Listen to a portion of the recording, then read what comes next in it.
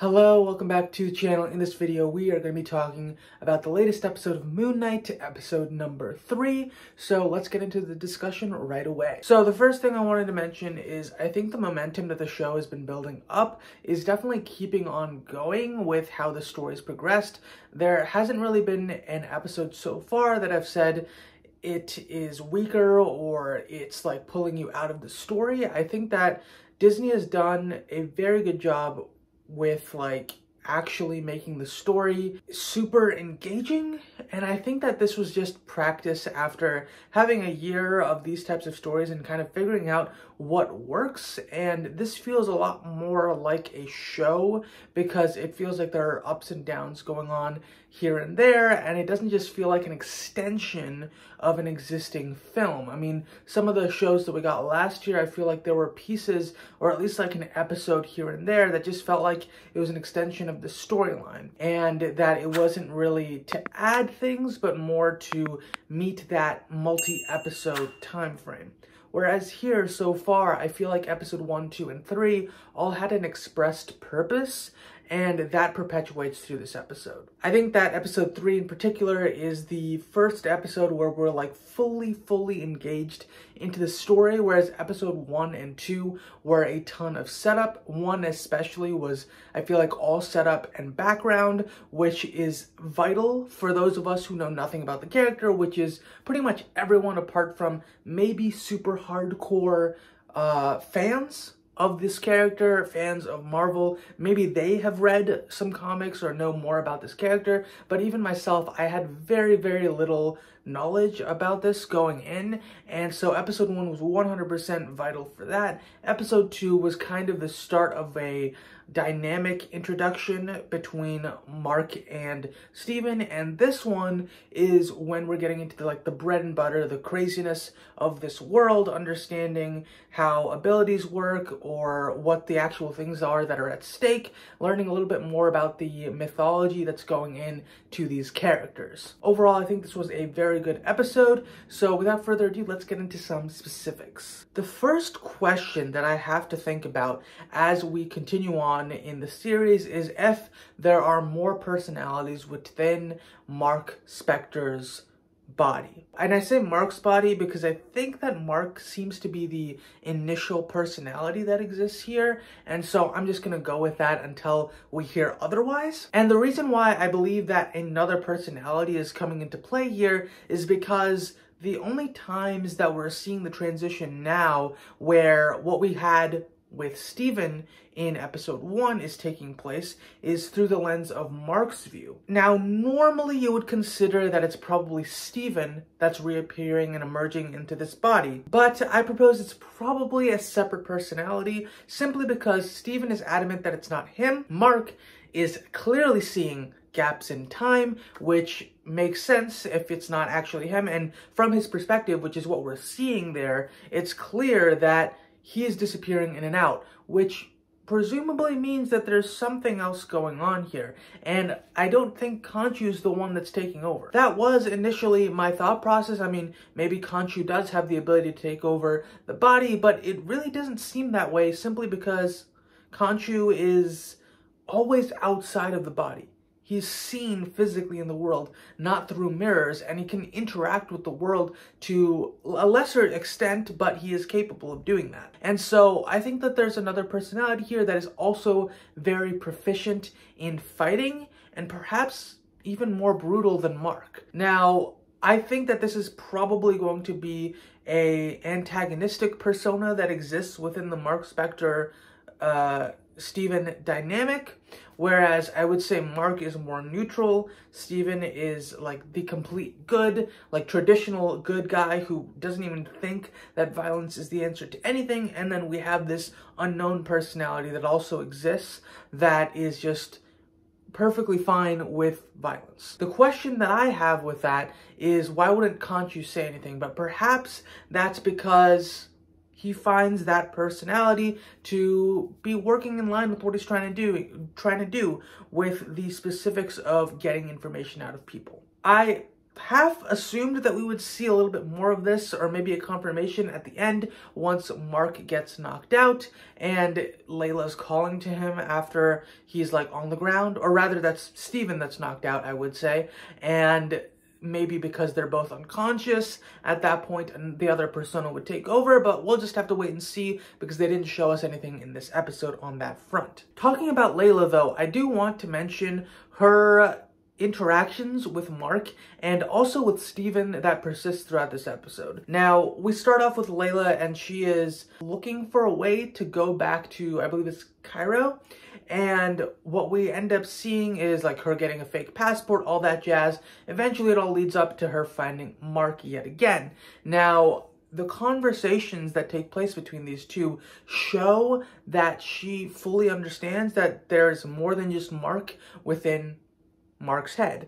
There's also Steven, and she understands that there's something more going there, and that was one of my questions that I had in the previous episode, like whether or not she actually fully believes him, or if she thinks that this is actually just some type of act that he is, for whatever reason, persisting towards. I thought this was pretty interesting as well because this is the first time we're seeing Layla and Marc interact, and it's a lot more, I don't know how to put it, but it's like Marc doesn't want her there, but Layla has information, has connections that he needs. So it's kind of like a reluctant partnership. Layla wants to be there because apparently she has probably some tie to what's going on, but I'm not too sure. It seems like there's something more going on there in terms of her connection to everything, especially with how she recognized the scarab and all that. So I'm curious to know if there's something more going on there. But beyond that, we also get the two of them talking about the relationship and how Marc never really told her everything and all that jazz. I thought this was interesting because it kind of follows suit with what we know about Marc, him being a mercenary, but it also adds this other element that Steven was probably always there. Specifically, I mean, Layla asks him why he didn't just tell her about Steven from the beginning, and it seems as though he doesn't show or say anything that makes it seem like that he wasn't always there. So that's my assumption. I mean, I feel like it makes sense that Steven was always a part of Marc, and also with the other conversations that we have in the episode about a broken host and all that jazz, it seems like this has nothing to do with Khonshu, but Marc Spector's state of mind as well. I also really like that it's Layla that first requests that Steven helps, or that he takes part or takes over in order to be present for the things that he is more proficient in. And I thought that was very mature of her as a person to, like, you know, notice that there was this thing that it's very weird, and trying to figure out how to alter the dynamic that you have with someone that you already know, and whereas you're also trying to see and understand when their strengths can be used, especially in like dire situations like this. It was pretty interesting to see her try and navigate that, and also Marc's reluctance to let Steven take over again because, well, Marc knows that Steven really doesn't want to give control back to him, and also that he might not be the best suited for some of the things beyond the technical understanding of hieroglyphs or ancient languages and stuff like that. That being said, ultimately Marc does give him control when necessary towards the end. Before we get to that though, let us talk about the Council of the Egyptian Gods. So I didn't know that this would be a thing at all. I presumed that the other gods would just be roaming about, and I didn't think that anyone else would really have avatars, but it does seem as though all the Egyptian gods, for whatever reason, need an avatar in order to interact with the world. Now, Khonshu has to do this for some reason, whereas all the other gods are outside of our plane of existence. They're in like something void. I don't remember exactly what they said. Maybe it was the nether void or something. But for whatever reason, they're not on Earth, and their only way to interact with humanity is through their avatars. So I found that pretty interesting because it creates a degree of separation between the Egyptian gods and, say, the Asgardians, right? I mean, in Marvel Comics, I think there's a whole slew of different types of gods that you see at different points. Mainly, I do know that, like, Hercules is a thing, and he is the son of Zeus, so the Olympian pantheon does exist somewhere out there as well. So I thought it was very interesting to have our next introduction to a version of gods be separated from the gods that we've seen previously in this version of the MCU. More specifically about the council though, I thought it was weird that none of them really took a closer look at Harrow or even just checked where he was. I mean, it felt a little lazy, but perhaps it was just them being super skeptical of Khonshu to begin with, and also their idea that they really didn't want to get involved. Perhaps they just want to move forward with whatever they're doing in their own dimension or what have you. The last thing I want to talk about is the time/spatial manipulation that's taking place on Earth by both Khonshu along with the help of his avatar. In this case, it's specifically Steven. And I thought, as I saw this happening, I thought that this was a illusion, that Khonshu was just showing his memories of what that night was like to Steven. However, we then look at Layla and see the lights reflecting off of her and her expression, and we realize that this is happening and everyone's seeing it. Similarly, we see other random people react to this around the area, and presumably this is happening worldwide. Now, my question here is, if this is really happening, is Khonshu altering space and time in this moment? Because if it's not just a projection, that means that he is altering the location of stars in relation to Earth. That is completely absurd. Compared to the other things in terms of the scale of what we're seeing on this show, to be able to alter the constellations means that you're moving where the stars are located.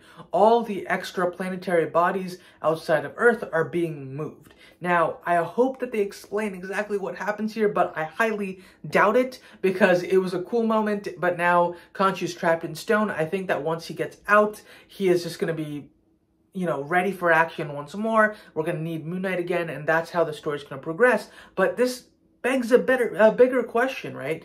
I mean, is Khonshu capable of altering all of space? Because he's seemingly reverting where planetary bodies are located, where stars are located. I mean, that is an insane level of power that we have not seen anywhere in the MCU. I mean, save for someone probably with the Infinity Gauntlet, it seems like this is a whole nother level, unless maybe Odin would be capable of this in some way, shape, or form. But again, that's not something that we've seen in this version of Odin, so I don't know. And I just found this to be the most fascinating and intriguing aspect of this episode, because it begs to question, how powerful are the other gods if they're capable of trapping Khonshu in stone, whereas Khonshu is capable of doing something on this level. Now, perhaps all the other gods have a similar level of manipulative ability over the world around them, but they just choose not to do it, and that's part of the reason why Khonshu ends up getting trapped, because he exposes their potential existence to the rest of the world. I just found this super, super fascinating to see. That being said, I am super curious to see what happens in the next episode. I'm getting more and more excited as this series progresses, and I think that this may end up being my top series that we've gotten from Disney Plus in the Marvel section. That being said, that is all I have to say for this video. Let me know your thoughts in the comments below. Did you enjoy this video? Did you love the episode as well? As always, like the video if you liked the video, and subscribe for more videos from me on this channel. Thank you so much for watching, and I will see you next time.